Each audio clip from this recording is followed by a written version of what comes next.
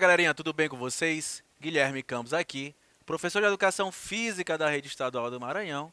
E nessa aula de hoje do nosso projeto Fique em Casa Aprendendo, nós iremos finalizar esse terceiro período com uma aulinha de esporte de aventura, influência da mídia e promoção da saúde. Falei de vários esportes de aventura para vocês. Falei da escalada, falei do kitesurf, falei até do paraquedismo e hoje nós vamos falar aqui dessa aulinha que conclui ela. A influência da mídia. O esporte é um fenômeno social que está extremamente difundido nas mídias e, assim, mobiliza um grande número de pessoas, movimenta economias nacionais e internacionais, envolvendo instituições públicas e privadas. Está aí uma imagem de Gabriel Medina com o símbolo da ESPN, que é um canal que acaba aqui abordando, mostrando muito essa prática de esporte de aventura. Se nós formos lembrar, quando eu falei das práticas urbanas, que eu mostrei para vocês lá o skate, que dá a sequência do patins. Quando eu falei do surgimento do skate, eu disse que ele foi muito fortalecido pela mídia para ter essa ascensão por conta de quem? Dos X Games, que foram jogos que surgiram em 1995 nos Estados Unidos. Então percebam que nas histórias das modalidades, a mídia sempre está ali de alguma forma influenciando para que esse esporte ele tenha um crescimento, ele tenha uma maior disseminação, ele chegue a várias pessoas. Então está aqui o surf, que foi um esporte que se tornou olímpico no ano de 2020, inclusive Ítalo foi o campeão dos Jogos Olímpicos, o brasileiro. E vamos lembrar aqui um pouquinho da história do surf. Como é que surgiu o surf? Porque na história do surf, esse carinha aqui, ó, tá aqui o slide da aula que eu ministrei para vocês de surf, quando eu falei da expansão da modalidade, eu falei lá que o surf ganhou o mundo nas Olimpíadas da Antuérpia em 1908 e na Suécia em 1912. Graças a esse carinha aqui, ó, Duke Paoa. Que ele foi fazer o quê? Ele era um atleta da natação. Também era ator. Então ele tinha uma certa fama.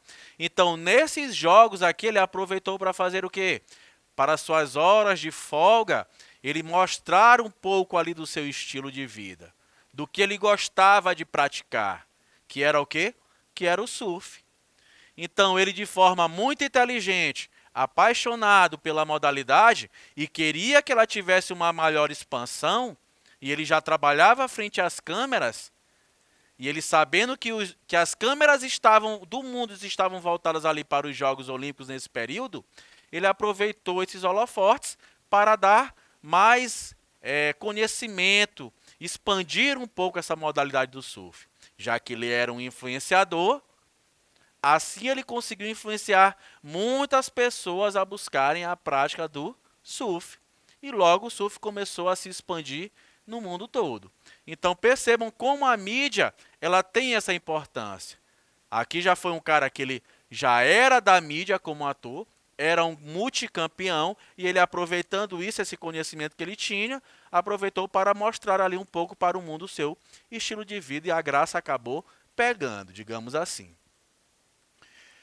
Aí o que é que eu tenho para falar para vocês em relação à escalada, que foi outra modalidade também que eu falei para vocês nessa sequência aqui dos esportes de aventura. A escalada também foi adicionada nos Jogos Olímpicos de 2020 e 2021. Na verdade, o mundo ele vem sofrendo essa mudança em relação às práticas de esporte de aventura. Esse ano foi adicionado o skate, a escalada. No ano de 2024, nós iremos chegar lá. Vai ser adicionado o kitesurf, o break dance. Então, essas práticas de aventura, ou então também essas práticas urbanas, que acontecem em ambientes urbanos, estão sendo adicionadas pelos Jogos Olímpicos. Professor, mas essas práticas elas vão perdurar, elas vão permanecer nos Jogos? Aí depende. Não existe essa obrigatoriedade de que um esporte está participando dessa determinada Olimpíada, dele estar garantido na outra Olimpíada, não.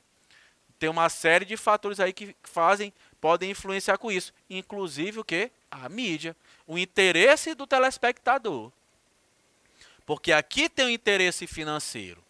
Os Jogos Olímpicos, por ser a maior competição esportiva do mundo, ela quer levar algo que seja o quê? Que seja atrativo para quem está assistindo, que dê retorno. Tanto que a escalada, ela abordou a escalada, nós estudamos escalada, existem várias modalidades, mas aí eles abordaram nos Jogos Olímpicos 3 tipos de escalada. Isso para um atleta apenas fazer, competir. O que gerou até uma certa discussão entre os atletas. Eles ficaram meio que chateados, porque aqui, ó, são características diferentes. Um escalador de velocidade não significa que ele seja um bom escalador de dificuldade. O escalador de dificuldade, ele também não pode ser um bom escalador boulder. Então a competição ela ficou um pouco mais difícil para os atletas, mas tornou-se mais atrativa para quem está assistindo. Inteligentemente também, isso é um raciocínio meu, eu que cheguei a essa conclusão, que por estar nos Jogos Olímpicos, eles quiseram mostrar o máximo possível dessa modalidade. É tipo assim, pensar, pô, eu vou levar a escalada lá, mas eu só vou fazer a escalada de velocidade.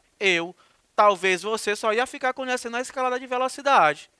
E olha aqui, num jogo só a gente vai conseguir o quê? Aprender, visualizar 3 tipos de disputas. Vamos lá, o que cada uma mostra? A escalada de velocidade. Na prova de velocidade, os atletas precisam escalar o mais rápido possível, uma parede de 15 metros.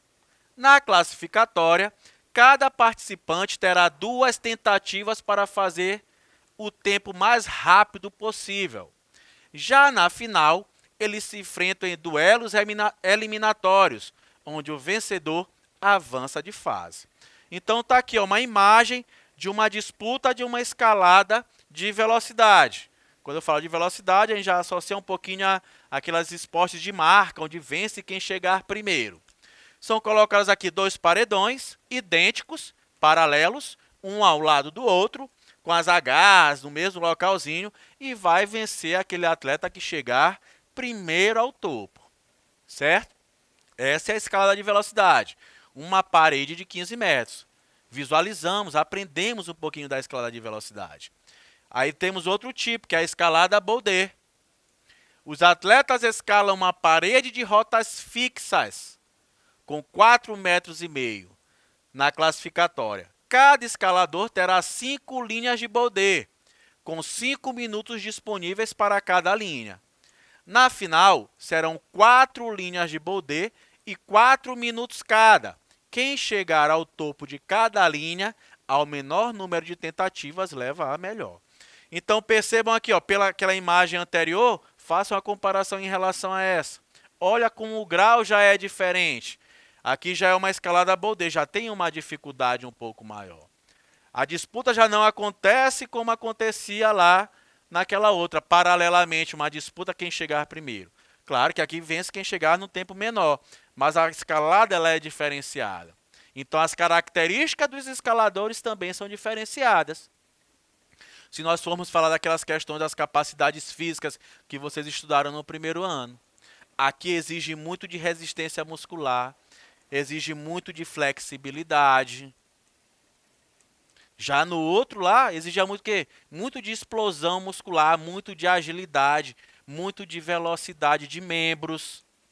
Então, são características diferentes. Deixando um pouquinho mais claro, seria como eu pegar o Usain Bolt, que é o homem mais rápido do mundo, que corre os 100 metros rasos, que é aquela provinha na pista que é só um tiro em 9 segundos acabou, e colocar o Usain Bolt para disputar uma corrida de rua, uma maratona que tem 42 quilômetros. Ele ia se dar bem nos 42 quilômetros? Obviamente que não. Porque ele não treina para aquilo ali. Então, conseguiram compreender porque os atletas acabaram que reclamando, tendo muita queixa em relação à forma na qual os jogos foram organizados? Porque o COI ele acabou não se preocupando muito com o atleta. Se preocupou mais com a questão do espetáculo e da divulgação de outras modalidades. E por último, nós temos a escalada de dificuldade, que o objetivo é subir uma parede de 15 metros, uma parede também de 15 metros, com obstáculos de alta dificuldade, em 6 minutos. Quem subir mais alto vence. Se o atleta com o suporte de cordas de segurança cair, não pode escalar novamente e fica valendo o lugar mais alto que conseguiu chegar. Caso mais de um atleta atinja a mesma altura, se sobressai quem chegar na marca em menor tempo. Então percebam aqui, a escala de dificuldade tem a altura de 15 metros e também tem a questão da dificuldade. Então acho que até essa aqui ela até se aproxima um pouquinho mais da Baudet, mas exige também velocidade, então fica ali um misto, fica um meio termo. Então esses foram os questionamentos que os atletas fizeram. E o que os Jogos Olímpicos conseguiram fazer? Mostraram 3 modalidades da escalada para o mundo, para que nós tivéssemos uma visibilidade maior. Nós sabemos que é um número bem maior. Dei uma aula específica de escalada para vocês, na qual eu mostrei vários tipos de escalada. Mas essas aqui foram as que foram abordadas nos Jogos Olímpicos. Em relação ao mountain bike, que também foi uma modalidade que nós abordamos quando nós falamos dos esportes de aventura. Nós já falamos de ciclismo lá no segundo período. Aí dentro do ciclismo existem várias modalidades e dentre essas modalidades existem o mountain bike, né? O mountain bike é um tipo específico do ciclismo. Aí dentro do mountain bike existe o cross country. O cross country é a modalidade o quê? É a modalidade olímpica do mountain bike. Professor, mas não existe no ciclismo de pista, não existe o contra... Existem essas outras modalidades também que são disputadas nos Jogos Olímpicos. Mas aqui eu estou falando especificamente do mountain bike, tá?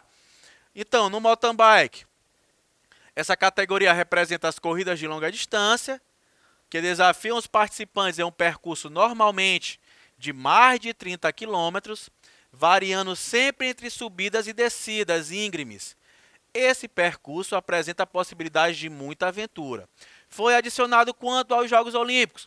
Em 1996, na Olimpíada de Atlanta. O percurso, ele gira em torno de 4 a 6 quilômetros. Isso uma volta. Uma volta tem de 4 a 6 quilômetros.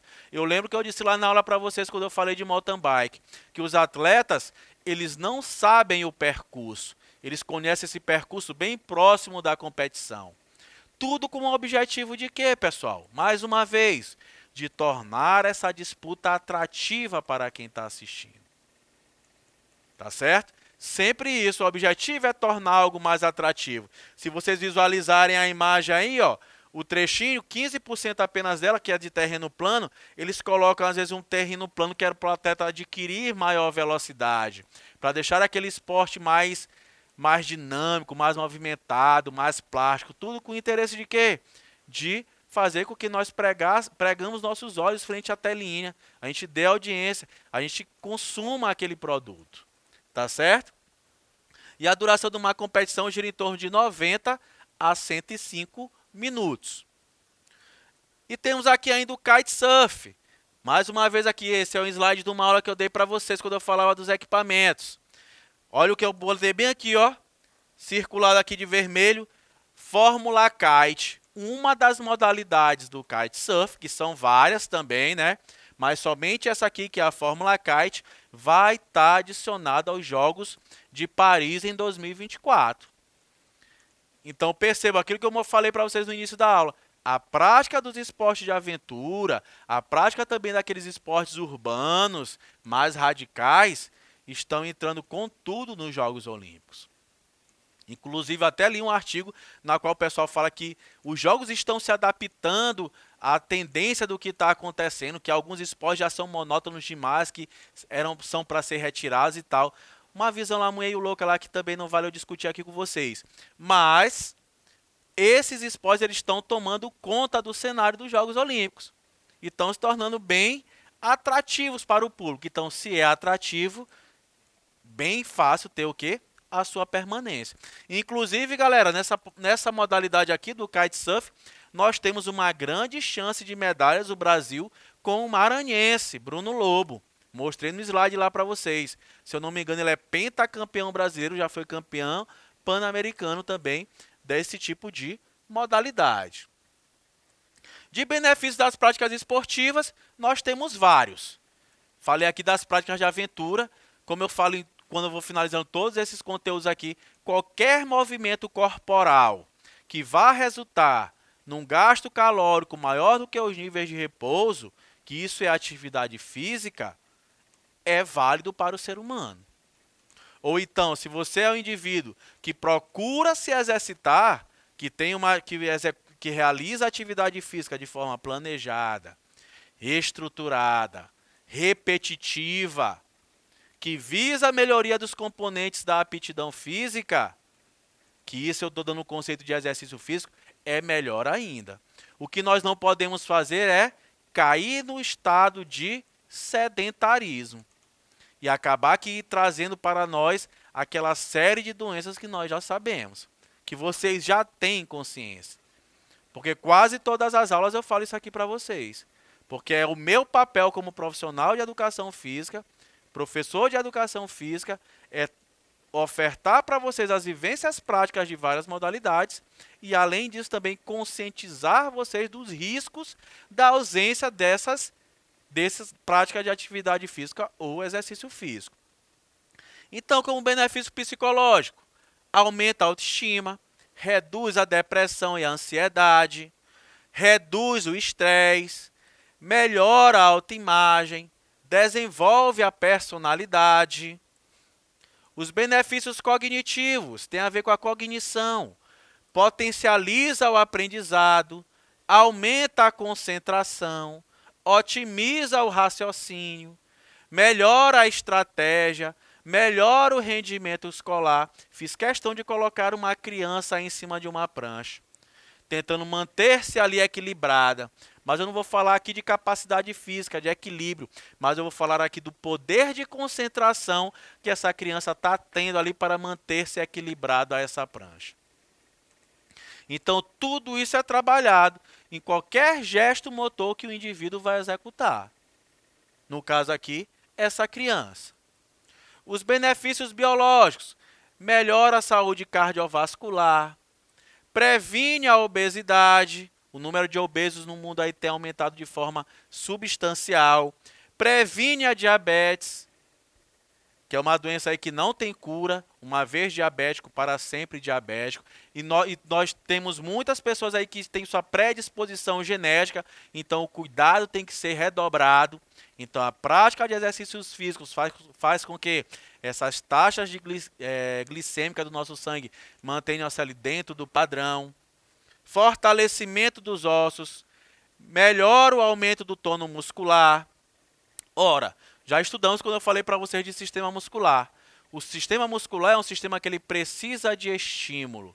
Eu dei estímulo para ele ali, eu vou manter as minhas fibras musculares ativas, eu vou manter o meu sistema, eu vou manter os meus músculos ali intactos. A ciência já mostra que a partir dos nossos 30 anos de idade, nós já começamos a perder massa muscular. Isso se nós não tivermos o quê? Estimulando. Está estimulando, você vai conseguir manter ali a sua massa muscular. Os benefícios sociais. Esse aqui é o jogo também um dos muito importantes. Favorece o relacionamento, trabalha atitudes e valores, estimula o convívio social, aumenta a cooperação, reduz a agressividade, estimula a superação. Está aí, ó, Ítalo sendo carregado aí pela população e pela galera após a conquista de algum título. Isso aqui é socializar, é estar nos braços do povo, tá feliz, olha o sorriso dele lá. Nós somos seres sociáveis e através também da prática de exercícios físicos, nós socializamos bastante, nós cooperamos. E essa é uma das características até dos esportes de aventura, dos esportes das práticas urbanas. Esse companheirismo que eles têm um com o outro. Vocês vão lembrar da Raíssa Leal, nossa medalhista maranhense aqui, que nos Jogos Olímpicos vibravam, o skate, eles vibram com a vitória um do outro. Isso é muito legal, isso é estar socializando. Então ali já ultrapassou até muitos dos valores que a nossa sociedade tenta impor. Então, galera, esses são o que eu queria trazer para vocês em relação aos benefícios das práticas esportivas. Até a nossa próxima aula. Vamos para cima, hein?